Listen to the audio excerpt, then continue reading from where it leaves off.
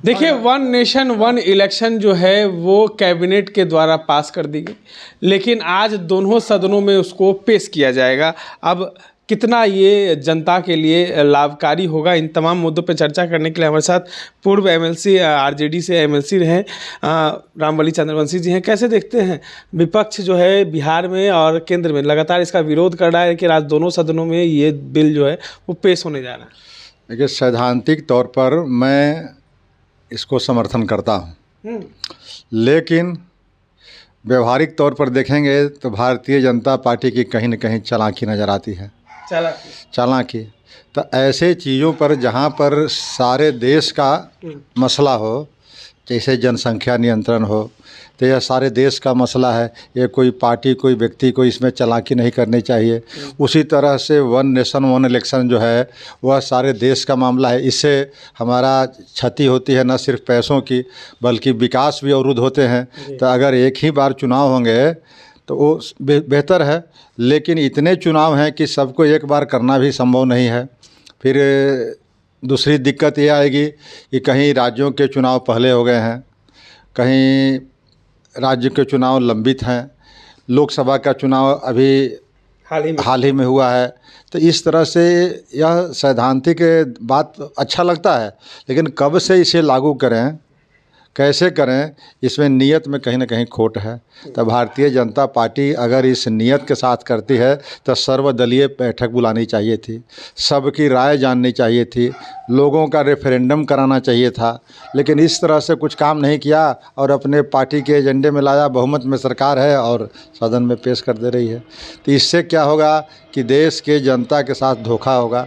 तो ऐसे मसलों पर भारतीय जनता पार्टी को बिल लाने के पहले कंसेंसस तैयार करना चाहिए था कि अधिकांश लोग या अधिकांश दल के नेता इसको पसंद करते हैं, और जब अगर पसंद करते हैं उनकी क्या कठिनाई थी, उस कठिनाइयों को आप कैसे सॉर्ट आउट करते हैं।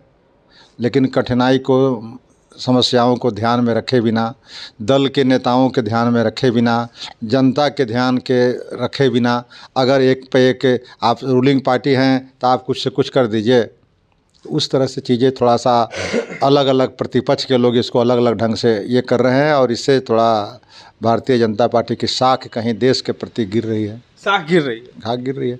गिरेगी भी इसलिए गिरेगी कि आप एक ही बार बिल के रूप में आप क्यों ला रहे हैं सदन में, कैबिनेट से इसको पास क्यों करा लिए। कैबिनेट में आने के पहले यह चीज़ किसी व्यक्ति विशेष की तो फ़ायदा की बात नहीं ना है, किसी दल विशेष को फ़ायदा की तो बात नहीं, ये तो पूरे नेशंस की बात है, पूरे भारतवर्ष के लिए बात है ये। तो भारतवर्ष के हर नागरिकों को फ़ायदा जब पहुंचाने का सरकार का नियत है तो उसको पारदर्शी बनने में क्या कठिनाई है।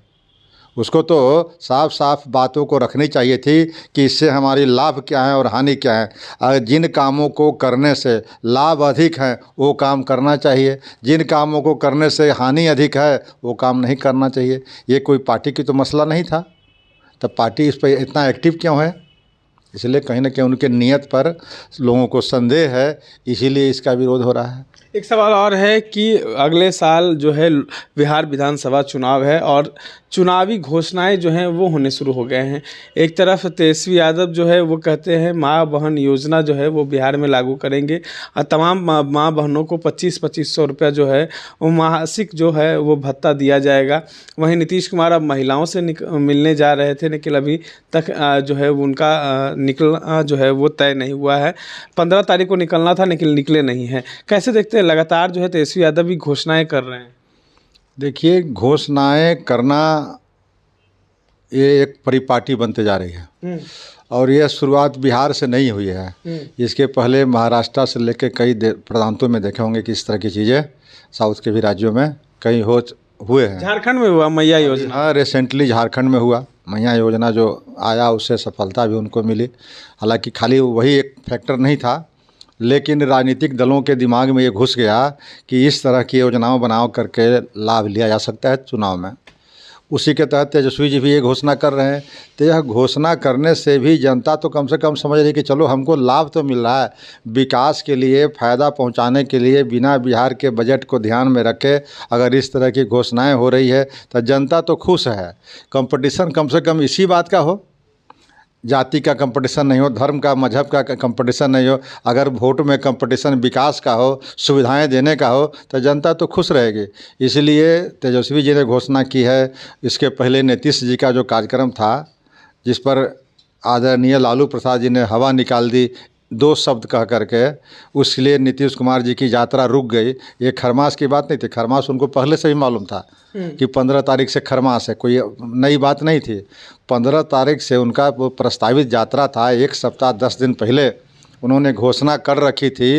और उसके बाद लालू जी का 7 दिन के बाद बयान आता है, तो लालू जी का बयान कोई इत्तेफाक से बयान नहीं है, अचानक बयान नहीं है। लालू जी ने सोची समझी, जो उनकी अपनी भाषा है, जो उनकी अपनी काबिलियत है, जिसमें महारत हासिल है उनका, उन्होंने एक ऐसे शब्दों का प्रयोग किया कि यह शब्द जो है न सिर्फ राजनीतिक गलियारों में, बल्कि चाय के दुकान पर और लिट्टी के दुकान पर, समोसा के दुकान पर भी आम जनता ये चर्चा कर रही है कि नीतीश कुमार यात्रा में जाएंगे तो लड़की सबके, औरत सबके आंख सेकेंगे। तो यह चर्चा जो वायरल हो गया, एक सेंटेंस से लालू जी का, बहुत बड़ा भाषण नहीं दिए, उस पर एक सेंटेंस दिए, वही इफेक्टिव हो गया। तो इसी में नीतीश कुमार की यात्रा की हवा निकल। लालू यादव के चलते नहीं जा रहे। हाँ, लालू यादव के एक वाक्य से पूरे बिहार में ये चीज़ें वायरल हुआ। तो वायरल हुआ तो मतलब उनकी हवा निकल गई। अब हवा निकल गई तो यात्रा स्थगित करना, ये पहले भी मैंने यात्रा 15 से नहीं स्थगित इन्होंने किया है, लेकिन मैं 12-13 के साक्षात्कार में ये बातें कह चुका है कि अब नीतीश कुमार जी को हिम्मत नहीं है, मैं जितना जानता हूँ, कि ये यात्रा पर निकलेंगे फिर से। और वही परिणाम हुआ। अब कह रहे हैं कि खरमास के बाद, अब खरमास के बाद क्या सिचुएशन होगा, कैसी स्थिति होगी, तो टाले हैं अभी। लेकिन ये टालने का मतलब पूरा टालना हो गया है, ये यात्रा टालना हो गया है। नारी, ये महिला संवाद यात्रा जो थी, जिसके नाम पर 200 सवा 200 करोड़ रुपए की बंदरबाट करनी थी, उससे माध्यम से हवा निकल गई।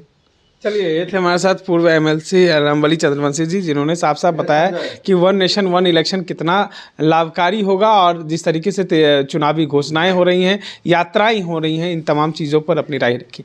इस तरह के तमाम अपडेट्स के लिए बने रहे इनसाइडर लाइव के साथ। पटना से मैं निखिल।